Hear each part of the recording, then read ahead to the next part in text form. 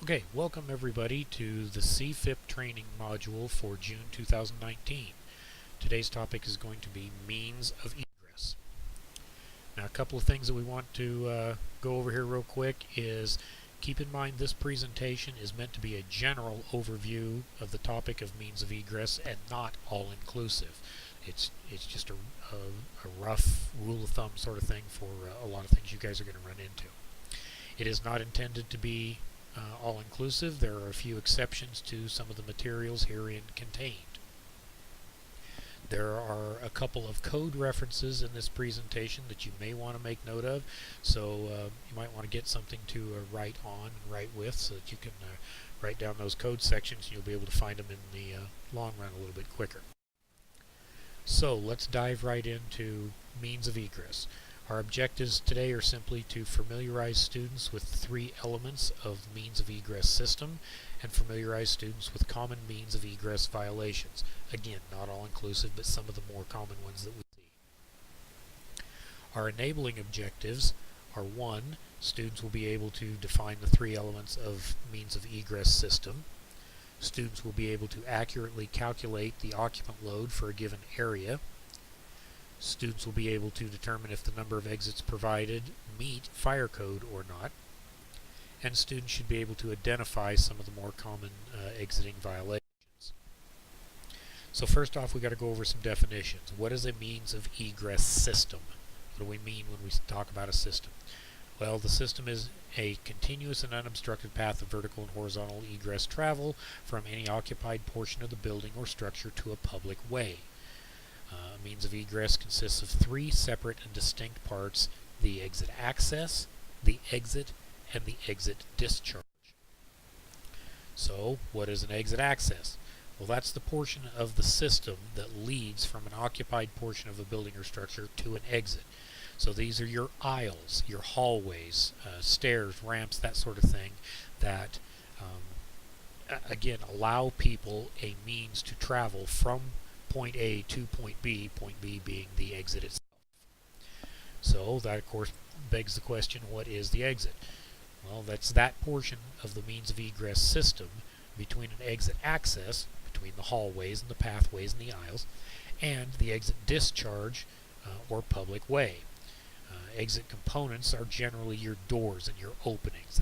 That's what we're talking about here, including exit stairway ramps, interior passageways, and that sort of thing.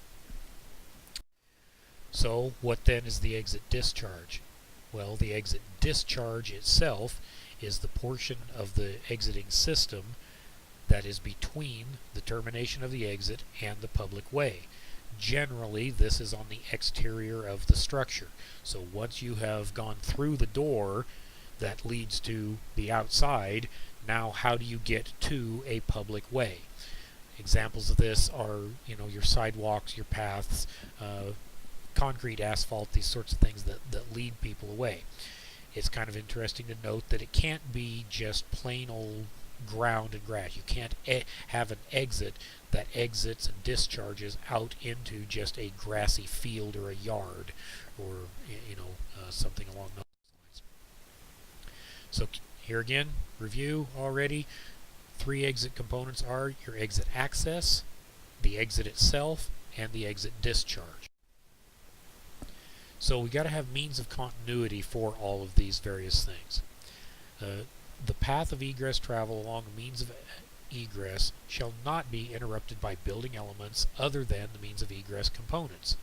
Okay, so you can't put things in the path of the egress. You can't have walls, for instance, in there and say, well, they could just punch through this wall or something. No, that doesn't work.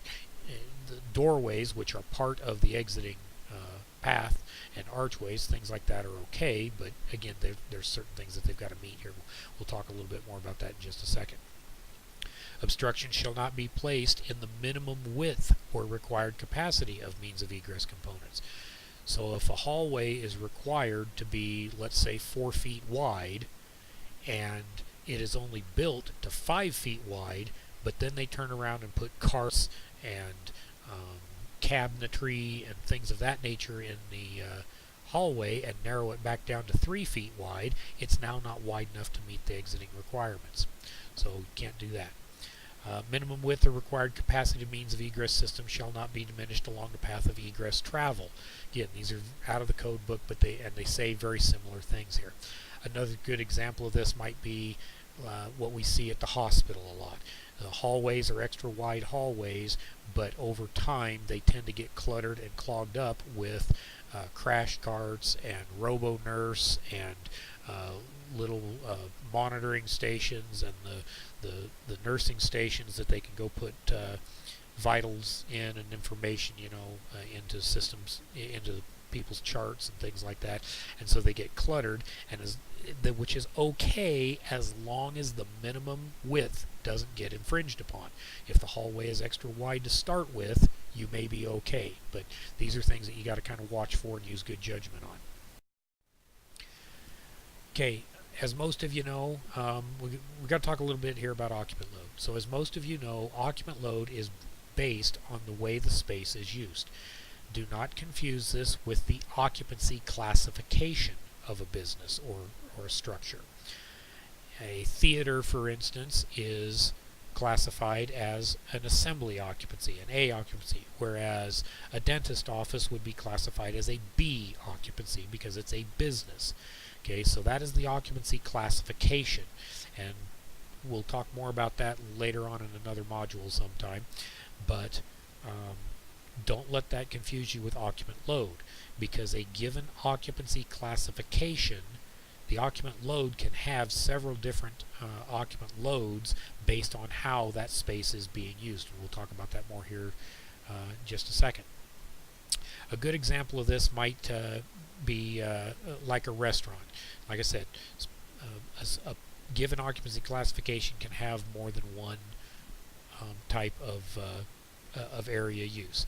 So a restaurant might have a waiting area, a dining area, and a kitchen area, all of which are going to have different occupant load classifications. These occupant loads are based on table 1004.1.2. This is one of those references that you might want to write down just to make it easier to find later. Okay, so it's important to note here that if occupants must exit through an intervening space, meaning another room, then the cumulative occupant load for both spaces is used for code compliance purposes. Again, we go back to our restaurant example here. If in this example, if the dining area has an occupant load of 370 people and the kitchen has an occupant load of 8, and the kitchen staff are required to exit through the dining area because there's no doorways, no exits in the kitchen area, then obviously the componentry and all the system, the egress system for the entire building needs to meet 378 people out the front. Okay? And again, that's just an example. We'll talk more about that here in just a second. Okay, so how many exits are actually required for a place like this? Well, let's go back to the restaurant. And let's pretend here that the dining area has a square footage of 5,550 square feet divided by an occupant load factor of 15 square foot per person, which we, and that number, 15 square feet per person, we got off of table 1004.2.1. Okay, so we divide that out and we determine that the dining area has an occupant load of 370 people that can be in there at any given time. Meanwhile, the kitchen area, it's only a 1,600 square foot kitchen, but it has an occupant load factor of 200 square feet per person based on table 1004.2.1. Okay, so that means we have an occupant load in the kitchen of 8 people. The waiting area, meanwhile, or the foyer, it's small. It only has 250 square feet, but you'll notice, again, based on that same table, it only requires 5 square feet per person.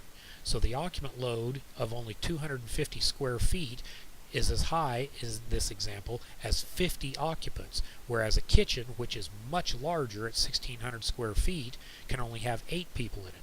So it's important to understand how those occupant load factors go into figuring what the occupant load is actually going to be for a given space's use. Okay. Now this obviously brings us to a grand total for this building or this pretend restaurant structure of 428 persons. So now that we know the total number of people that are going to be in the building or can be in the building, we need to figure out, do the exits that are provided meet the intention of the code to let these people escape building should there be trouble. So how do we figure the required number of exits? Well, first we have to look at yet another table, 1006.2.1. And I'd write this number down because you're going to want to kind of start here. I wouldn't worry about some of these others, but keep this one in mind. So when we go to this table, one of the first things we're going to notice is that this table is really only designed and set up for buildings and structures that have one exit. So if it has one exit and it's a Class A occupancy, it can have up to 49 people in it. Well, we already know this one's going to be more than 49 people, so we know that table we can't necessarily use it, but it's where we go to get kicked over into another table that's right on the next page that says we must move to table 1006.3.1. From that table, we then can see that since the occupancy load that we have, in this case the 428 or whatever I said, is between 1 and 500, that means this structure requires a minimum of 2 exits. Everybody tracking so far? Good.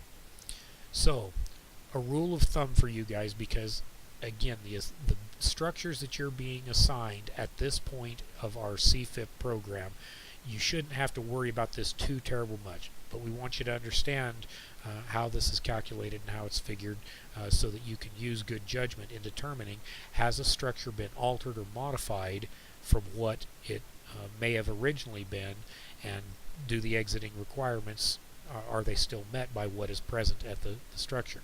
So the rule of thumb is if the occupant load is more than 50, it's going to require 2 exits, and that's true most of the time.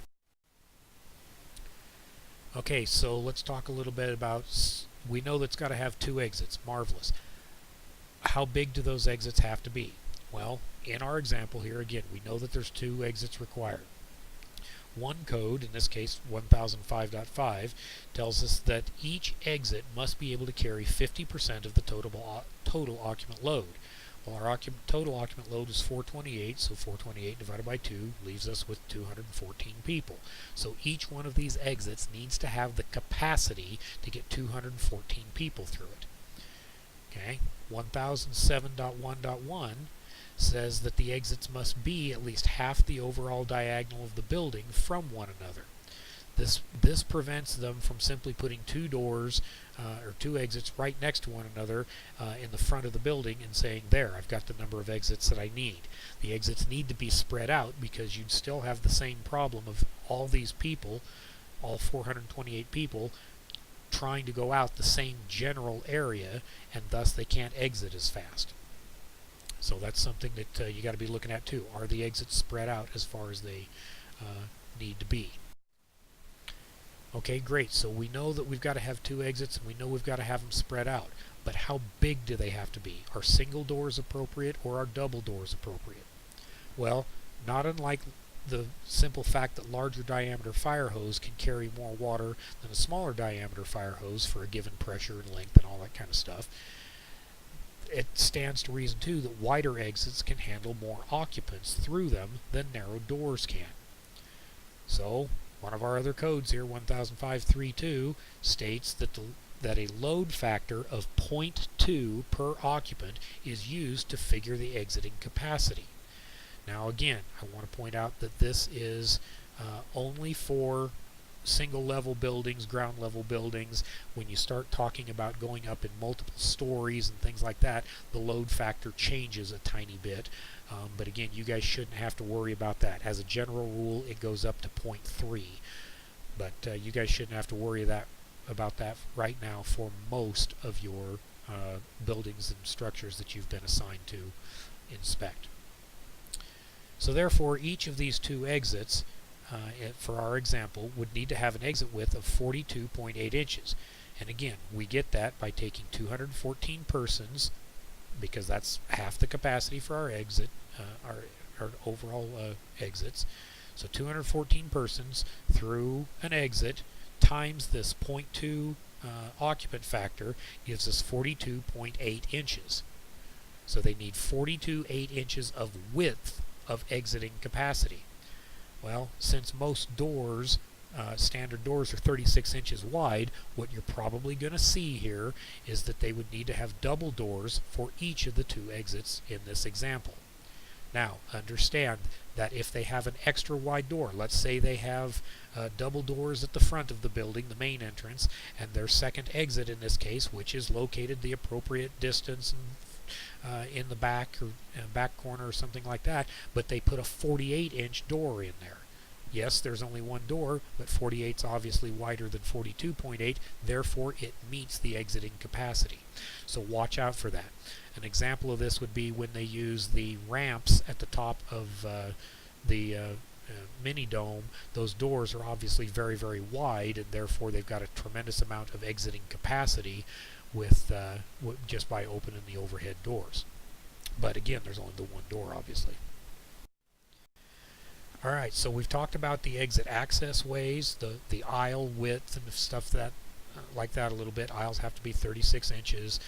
You understand that the aisles and the passageways are the exiting access. We talked a little bit about the exits themselves. Those are the openings, the doors, for all intent and purposes, that get you outside of the building. Now let's talk about the exit discharge for a minute. The exit discharge, like we said before, is that portion of the egress system between the termination of the exit and the public way. There is a distance in here that, I mean, you have to be able to get people away from the building. Just getting them outside of the building and standing under the eaves is not appropriate. They need to be able to get away from the danger. So what is a public way? Well, there's a big long fancy definition here, but for all intent and purposes, it's a street or an alley or some other open area, open land, something that is public. Again, the street, the sidewalk, those sorts of things.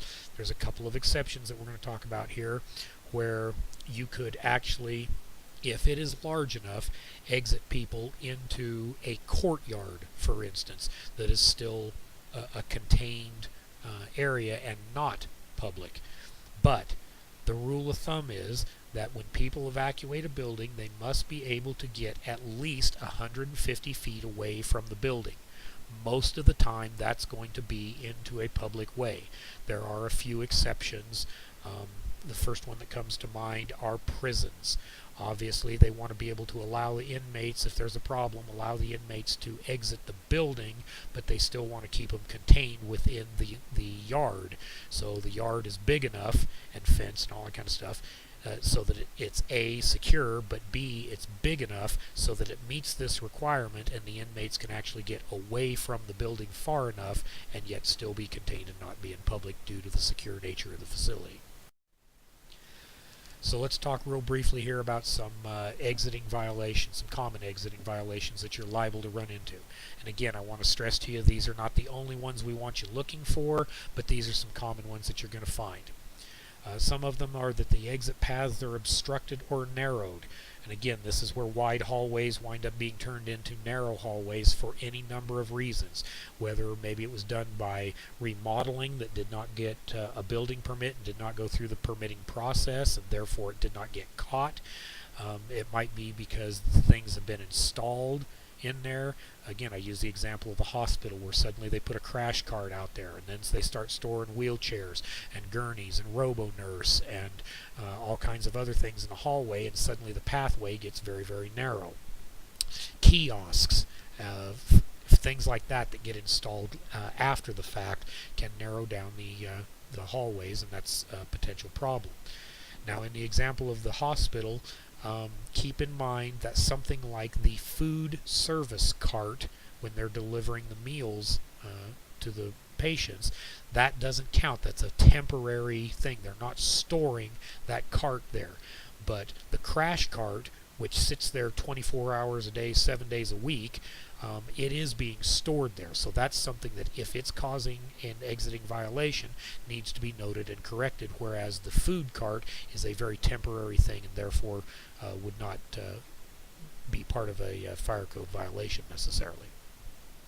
Another thing you're going to run into a lot is doors that are blocked for any number of reasons. Some of the big things are storage, product in stores and buildings, things like that, furnishings, desks, tables, chairs, extra desks and tables and chairs, things like that. And around here, snow can be a concern. Make sure you're looking at both sides of the door. Open the doors and make sure that they actually swing open, that they're not locked, that they function properly, and that there's not something on the exterior that is blocking them. Here's an example of an exit passageway that is been narrowed and blocked. This was taken at an emergency responder supply store in Las Vegas that I was visiting, and you can see that they have got a cart and a filing cabinet back there by their back exit door. They've got some extra boxes and product and a handful of things like that, where they have now narrowed it down to less than the proper exiting width. This is a very clear fire code violation of the means of egress system. Coincidentally, the fire extinguisher sitting on the floor is also a code violation because it's not properly mounted. But that's for another chapter, another time. Here's one where I attended a fire investigation arson conference in Wendover, Nevada, and the vendors for the event were allowed to set up in the vendor area, obviously, and they set up in front of an exit, and so while it is temporary in nature, it's still an exiting violation, because should this place need to be evacuated, people may not be able to get around the table and that sort of thing. So here again, it's a temporary thing, but nonetheless it's a clear exiting violation. Here's one I mentioned about that we have to kind of pay particular attention to in our neck of the woods is snow. If this snow, if it got plowed along here, and it looks like that at some point there was a blade that came along here, probably on a pickup, and scooped up a bunch of snow and pushed it away, but if they don't go back and shovel the snow out from in front of the door, there's a better than likely chance that's going to turn to ice, and it's going to block the door and prevent it from opening. So if you're doing inspections in the winter time, pay particular attention to that. Don't be afraid, even in the summertime, to mention it to the occupants, because they probably are not thinking about it. So just give them a little friendly advice and remind them that in the wintertime this needs to be kept clear too. Most emergency exits are not used on a normal basis, and as such they tend to be out of sight, out of mind to the occupants and the owners. Here's another one I pulled off the internet, which is, again, a snow exiting violation. Now in this one here, this is somewhat common. I've seen this lots and lots of times, both around the country and locally. You'll notice on the left-hand side of this photo is a cooler type door. On the right side is what happens to be a bathroom door. This is very, very typical of your convenience stores, your Common Sense, your Mavericks, Fly & J, stuff like that. They almost always have this kind of configuration, and they've got their second exit down the end of this hallway. They see it as dead space, and a lot of times they'll wind up, and sometimes it's not their fault, sometimes it's the people delivering the product. If they order more product than, for instance, can be put in the cooler, then the delivery people say, well, they just put it right here, it's not my problem, and so they'll stack this stuff up and leave it right in front of exits. It is up to the owner to correct this problem and make sure that it's not happening, but nonetheless it does happen. So watch these back by restrooms and stuff. It's very common to have secondary and emergency exits back by restrooms, and quite often this sort of thing happens, whether it's a mop bucket or, in this case, cases of water, whatever, but nonetheless it's a clear exiting violation. So some more of the more common ones that you're liable to come across in your travels here are going to be things where exit doors are locked and or require a key or some kind of special knowledge to open. Now we're not talking about ADA compliancy stuff here necessarily, but we're talking about the add-on burglary deterrent devices and stock rooms that get bars put on the doors and things of this nature. We'll show you some examples here in a second. And then again, exit discharges that do not lead to a public way, that go out into a courtyard or some other place where people can become penned in or entrapped, and suddenly they aren't in a position where they can get out. So here's one of them right here. You've probably seen this around at various schools and things like that. It used to be kind of popular to happen at schools and places of assembly, theaters, and this sort of stuff, because one person would pay to get in to an event or a movie or something, and then they'd go to a back door and they'd open up the door and let a handful of buddies in that didn't pay, and obviously that the facilities didn't like that, so they started doing things like this. Well, this completely defeats the purpose of this exit, and you must have a key to get out, and so this is a very clear exiting violation. This type of an exiting violation needs remedied before you leave the premises. Okay, if you need help from Jason or me or law enforcement or Andy or any of the other staff members because somebody's telling you they're not going to take these off, then call for the assistance you need and we'll come deal with the situation. But this is a big time problem, and it needs corrected immediately, unlike other exiting violations that you can use good judgment and go, well, I'll give you a week to fix this and we'll be back, or something along those lines. So keep that in mind. One thing that'll tend to happen too is the owners of places will say, when you explain to them nicely that they can't have that like the last picture because it has a keyed padlock on it and people could get out, then they'll come up and they'll do something like this, and they'll say, well, okay, we're going to do this then because you don't need a special key or any special knowledge to get this open. You can open it yourself and still be able to escape the building. Well, I got news for you. You can't do this. And again, they can't do it. Don't let them do it. This needs corrected. Okay. Now, one thing you might want, a little bit of a side note here that you might want to take note of, is one of the things that we told you when we were setting up the CFIP program was be sure and go back and look at previous inspections, if there are any. Look at those records for a place before you go out to inspect it. This will help you find violations that they are doing and that they're performing when we leave. Because if you schedule an inspection, one of the downsides to scheduling inspections versus doing surprise inspections is if they know you're coming and they know this is a violation, they'll take these things off just before the inspection, and as soon as you leave, they're going to put them back on. You know what happens, I know what happens, they know what happens. Okay? Well, we want to make sure, and if we look at the older inspection records and we see that they've been written up for this before, then okay, fine. We're going to be extra vigilant when we come to look for it. Well, if we show up and there's not a chain on here and we're thinking to ourselves, good, they've obviously taken care of this isn't a problem, keep in mind, look for evidence of things like that paint being gone right there. That tells me right away that even if there's not a chain there either used to be or that there probably is on a normal basis. So look for some evidence of things like that and evidence of, are they breaking the rules as soon as we exit the building, we leave? Are they just going back to bad practices that are going to get somebody hurt and killed? Okay, this is a good example of the door that I was telling you about, where they've added extra features to the door to prevent burglary and theft, which this is a real catch-22, and you're going to have to use some good judgment on this. You'll note the sign, it's a little fuzzy, but you'll note the sign above it says that this door to remain unlocked during business hours.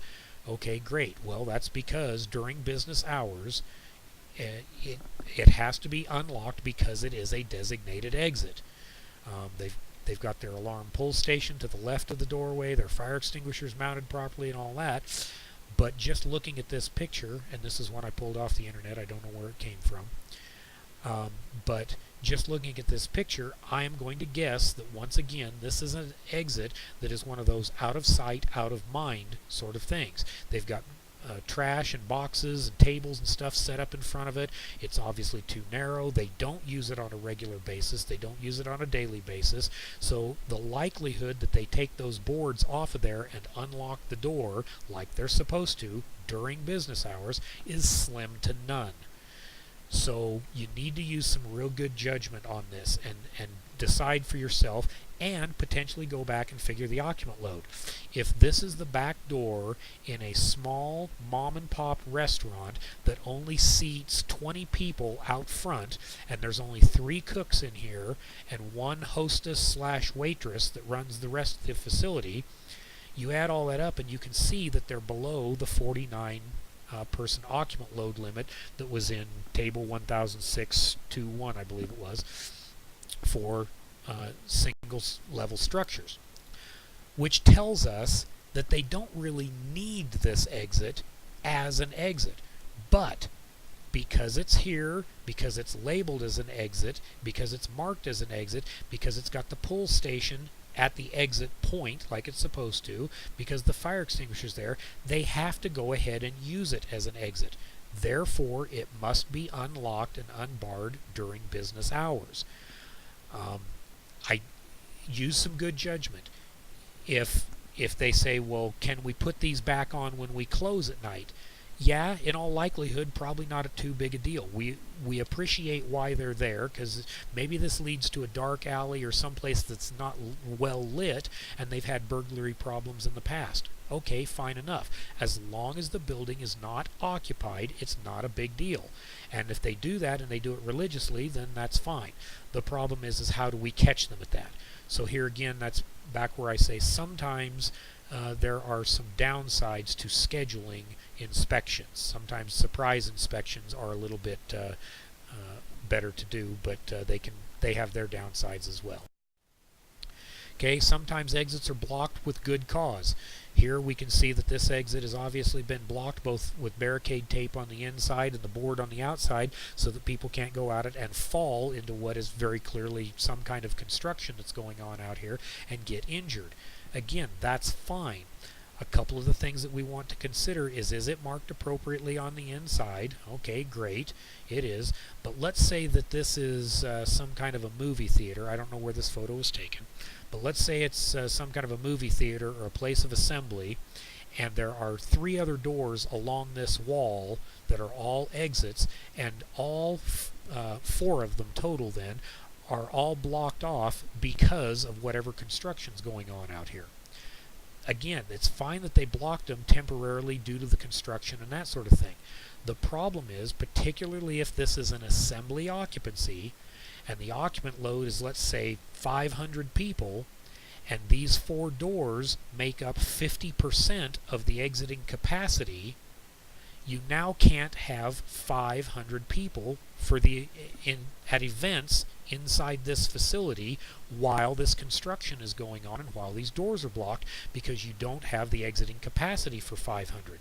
So until the construction is over with and until the doors are unblocked, they may have to have a temporary occupant load reduction for their facility. So kind of keep some of these things in mind. Are the changes that are happening permanent, or are they temporarily, and are they going to adversely affect the exiting capacity for the structure? Here's another example of one of the things we talked about, our very own City Hall. The back, for those of you that are familiar with it, you know that the back parking lot is completely fenced in and secure. Okay, so the cops can park their cars and stuff back there. So what that means for us is there happens to be 3 exits, one out of the back of dispatch, kind of in the upper right hand corner of this photo, one right in the middle of the building back by the computer department that's right by those 2 light blue lines, and then one to the left of that exit out from behind the planning and zoning area. Those exits technically cannot count towards the exiting capacity for this building because they exit into this otherwise enclosed courtyard where people can't get more than 150 feet away from the building or get to a public way. Now, if in the concrete block wall that makes up the fence around this particular area, if they were to install perhaps double doors with panic hardware on them that just had a smooth exterior finish, now suddenly it would we could count those. We would use the courtyard as an intervening area, and people could exit the building. Then they could go over to, let's say, the door. This door I'm talking about is put in up there in the upper right-hand corner of the courtyard someplace, and it exits out to the public way. People could hit the panic hardware. The doors would open. They would now be able to escape the fenced-in area. But because it doesn't have that, we can't count count these exits. So kind of keep this in mind when you're looking at exiting capacity, and if it meets the requirements. Because part of the time what happens is when the plans for a particular building or remodeling of a building go through the building department, and we look at them and pass them off and say, yes, these exits are appropriate. Later on down the road, unbeknownst to us, they go in and they fence in a courtyard or something like this, and now suddenly those exits don't count anymore. But until you guys go out and do the inspections, we don't, here in the fire department, we don't even know that the area got fenced in or something like that. So that's part of what you guys need to be looking for. Another example of this is the Pocatello Pet Lodge down at the corner of 3rd and Lewis. They've got a fenced-in area where they allow the pets that they're boarding to go out and run around and get exercise and that sort of stuff. And right kind of in the middle of the shaded area there, you can see where there's a little sidewalk that comes out of the building, and they have an exit right there. This, too, is another one of those situations where that particular door, even though you can get out of the building there, it exits into this courtyard, which you then can't get out of because it's all fenced in, and it's not more than 150 feet in length. Therefore, that exit in the side of the building does not count towards the exiting capacity.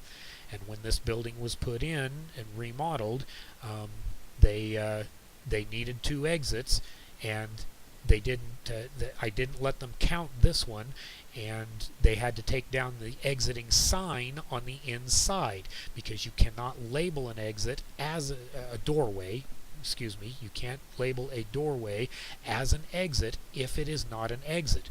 Yes, this one gets you out of the building, but it is technically not an exit, and therefore it cannot be labeled as such. Now, the front door on the inside, which exits onto 3rd Street, is labeled as an exit. This particular structure has one that also exits onto the alleyway, which in this photo is labeled 2nd, because it's the 2nd Street alley. And so they've got one that goes into the alley, which is a public way, one that goes out the front, which is a public way. Therefore, they have the 2 required exits. So all they had to do was take down the exit sign that was above the one that goes into the courtyard here, and suddenly they meet code. Okay, so that's a quick and dirty on a lot of exiting stuff that we're hoping you're going to be looking for. If you have questions and stuff, don't hesitate to call us. If you need help, again, don't hesitate to call us. This last thing I'm going to go over real quick is just a means of egress, kind of a cheat sheet, some bullet points to think about, and if you keep this in mind, it should help make all the rest of what we talked about go fairly quickly. First off, you need to know the occupancy classification of the given structure. Is it a type A building, a type B building, residency building, R, mercantile, what is it? Second, you need to be able to at least roughly figure the occupant load. Hopefully it's labeled. If it's on one of our signs, it's probably fairly accurate. If it's a sign that looks like they just made up, you might want to question it. Okay, so based on the occupant load and the classification, what's the minimum number of exits that are going to be required? You pull that off those 1 tables. Do they have the exiting capacity necessary? Is that exiting capacity arranged appropriately? Are they spread out throughout the structure, half the distance, the diagonal across from one another, etc., etc.? Is the travel distance, which is set out in that table we talked about earlier, 1006.2.1, is the travel distance appropriate? That table also discusses the travel distance in both fire sprinklered and unsprinklered facilities. The distance is different. You can only travel so far to get to an exit. And then lastly, are there any special considerations or circumstances or things that may make things just a little different. Again, we don't expect you to know every last bit of the code and the letter of the law, so if you come across something that you think may be a special circumstance, don't hesitate to get in touch with us and let us know. Make note of it on the report, ask us to review it, and that sort of stuff. We're not necessarily going to take over the inspection if you think it's a code violation and that sort of stuff, but we will help review it with you and go from there, and then you can do the follow-up inspection if it's required. So I hope you've got a little bit out of today's little quick and dirty seminar. I hope you like it. If there are particular topics that you would like to have us discuss in future episodes, then please let us know and we'll see what we can come up with. In the meantime, have fun inspecting and be safe out there.